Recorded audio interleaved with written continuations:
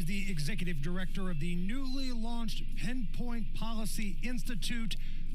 He's formerly of the American Action Forum. Gordon, welcome to the Hammer and Nigel show, and let's try to be optimistic here right out of the gate, because when you're talking about the economy, there's not a lot of optimism right now, it feels like. Is there any light at the end of the tunnel for what this country is going through right now? So first, thanks so much for having me on, and I'd certainly like to look for reasons to be optimistic. So let me point out a few things from the most recent jobs report. So we defied expectations in terms of the number of jobs created. Most of us were expecting less than 200,000 jobs, and instead it came in at 272,000. So that was an upside surprise. Wage growth was fairly strong, and to the extent that we're hoping that the Federal Reserve gets its hands around inflation, then eventually we'd like to see that workers will start workers' pay will start outpacing price growth. I think that's what all of us are hoping for. Okay. And so that's my shot at optimism. Okay, so now let's go into my world, which is some pessimism, I guess. The jobs report that you bring up, there are so many different ways that people can present the information. Because you're right, on one hand, the number is up. It was above expectations. But on the other hand, it seems like every month we get revisions where they have to say, you know what, we were actually off by, thousands of jobs. And most importantly, it looks like full-time jobs are down and part-time jobs are up, which tells me that people are having to get side hustles here. So on that front, you're absolutely right. It's actually a feature of the survey that goes out to employers. It's called the payroll survey, which is that they revise it 2 times after they the initial survey. That means that the data quality is relatively strong, particularly compared with the other survey that's in the jobs report, the household survey. That one is not updated and revised as often, and so we have less confidence in that.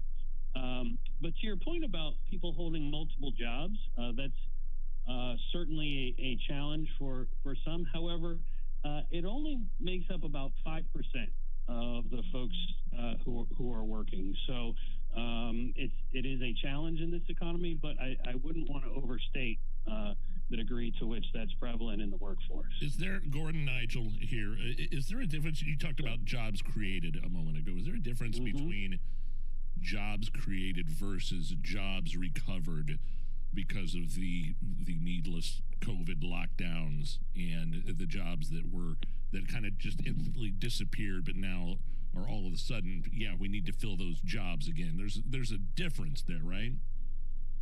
Well, so at this point, we have climbed out of that hole, and you're absolutely right.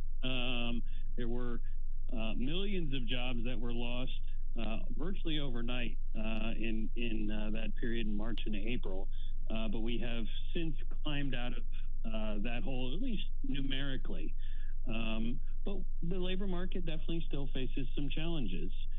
We'd like to see more people participating in the workforce. And unfortunately, labor force participation, so that's essentially the share of the population that's looking for a job, is still not where we would want it to be. And that was actually one of the downsides in Friday's jobs report, is about 250,000 people reported leaving the workforce.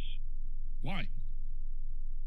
Well, so part of that is a good chunk of that was actually fairly young folks.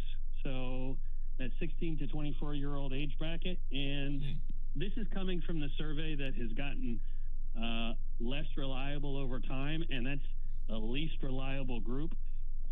So there's some reason to suspect that may not be wholly accurate. There's actually a more expansive measure of unemployment called the U6, and it captures folks who aren't just out of the workforce, but it captures people who are sort of marginally attached to the workforce, as people who may be looking for jobs. It's just a more expansive measurement.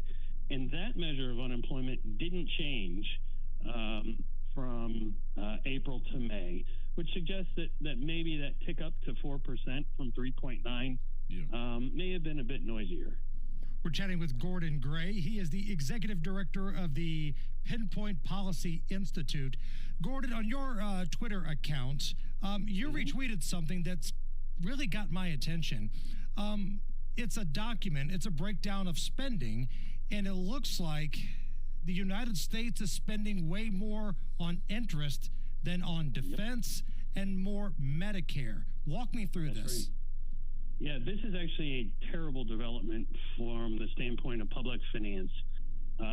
Essentially, the combination of the large run-up in our debt portfolio and the run-up in interest rates is such that debt service, so just essentially the interest on the national credit card, is now essentially the second largest program in government, second to Social Security. And that is spending that doesn't do any of us any good. It doesn't matter if you're on the right or the left. You can't spend it on defense. You can't give it back to taxpayers in the form of tax reduction and tax relief.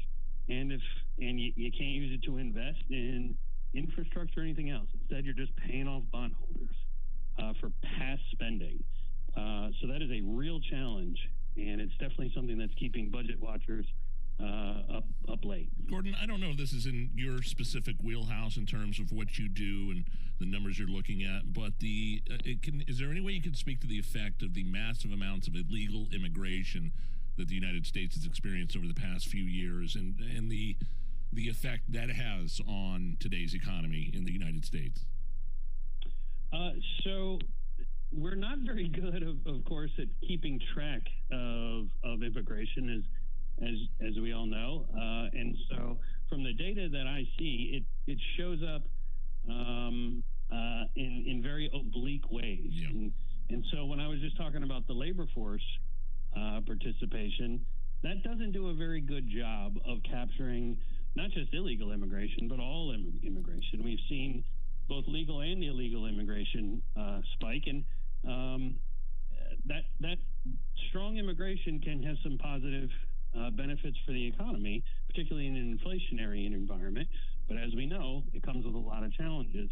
And getting our hands around that is definitely one of the challenges that we face, particularly when we have such a porous southern border. Gordon, last thing here before we let you go. Listen, we brought up the border, and there are other important issues in this country, crime, transportation issues. But is the number one issue heading into presidential election season still the economy like it always has been? I think it is. I think at the end of the day, when prices have outpaced wage gains since President Biden took office, fundamentally, if people are working and not getting ahead, I think that those chickens come home to roost in November. Check him out on Twitter at Gordon Gray DC. He does a great job of breaking the numbers down, no nonsense kind of way. Gordon, thank you so much for taking the time to join us. Thanks so much for having me on.